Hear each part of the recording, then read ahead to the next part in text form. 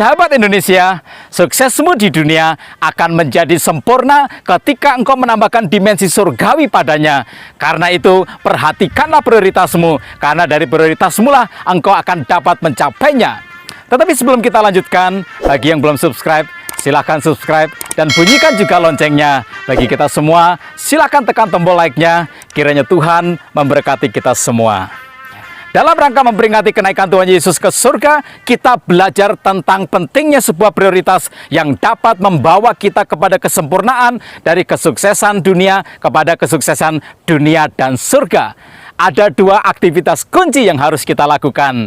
Yang pertama, lihatlah ulang prioritas hidupmu.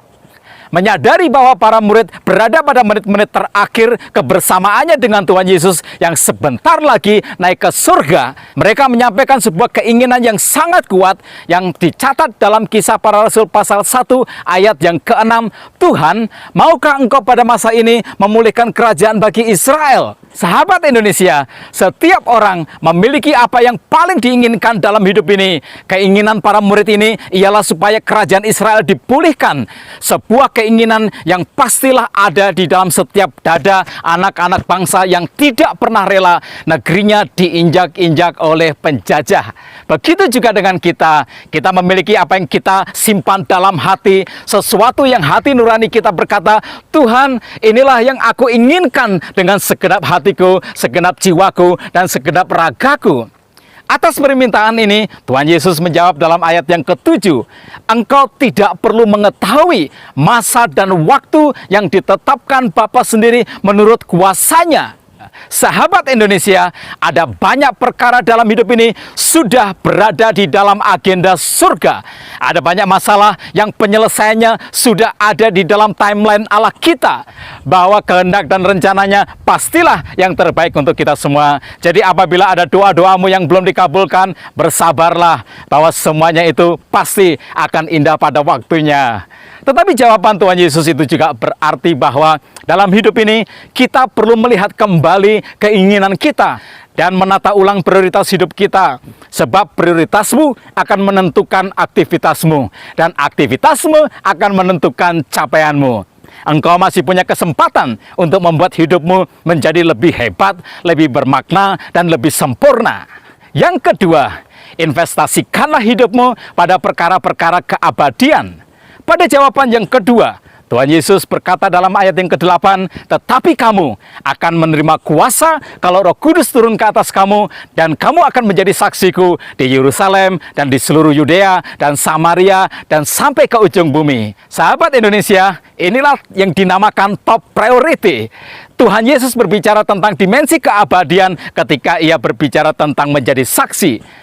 Tentu saja karyamu di dunia ini, karirmu, posisimu, prestasimu sangatlah penting.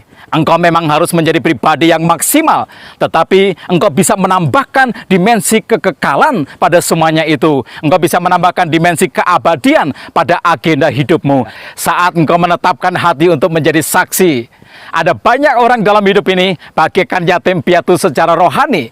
Ada banyak orang yang tidak memiliki kepastian keselamatannya. Ada banyak orang yang baginya surga adalah pencarian yang tiada berujung dan tiada bertepi. Engkau yang sudah memiliki Tuhan Yesus sebagai juru selamatmu dan Tuhanmu, bagikanlah itu sebagai sebuah kesaksian hidupmu. Sahabat Indonesia, menjadi saksi bagi Kristus dapat engkau lakukan di mana saja dan kapan saja. Engkau dapat melakukannya di lingkungan rumahmu, di tengah-tengah keluargamu, bisa juga engkau melakukannya di lingkungan kerjamu atau di lingkungan sosialmu. Bahkan engkau dapat menjadikan media sosialmu sebagai mediamu untuk bersaksi.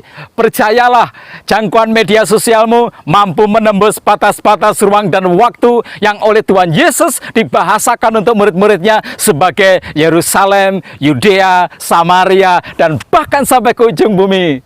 Jangan risaukan apakah engkau mampu atau tidak mampu. Ingatlah bahwa Tuhan Yesus menyediakan bantuan ilahi. Roh Kudus akan memberimu kuasa atau kesanggupan untuk engkau mampu melakukannya.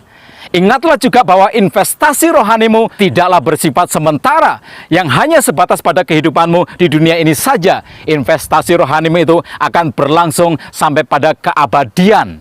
Cobalah bayangkan, ketika engkau tiba di surga kelak, seseorang yang mungkin dalam kehidupan di dunia ini engkau tidak pernah mengenalnya, menyambutmu dan memelukmu erat dan berkata, saudaraku, terima kasih untuk kesaksianmu, karena kesaksianmu lah aku sekarang berada di dalam rumah Bapa di surga. Sahabat Indonesia, karena itu lakukanlah dua aktivitas kunci ini. Yang pertama, lihatlah kembali keinginanmu yang menjadi prioritas hidupmu.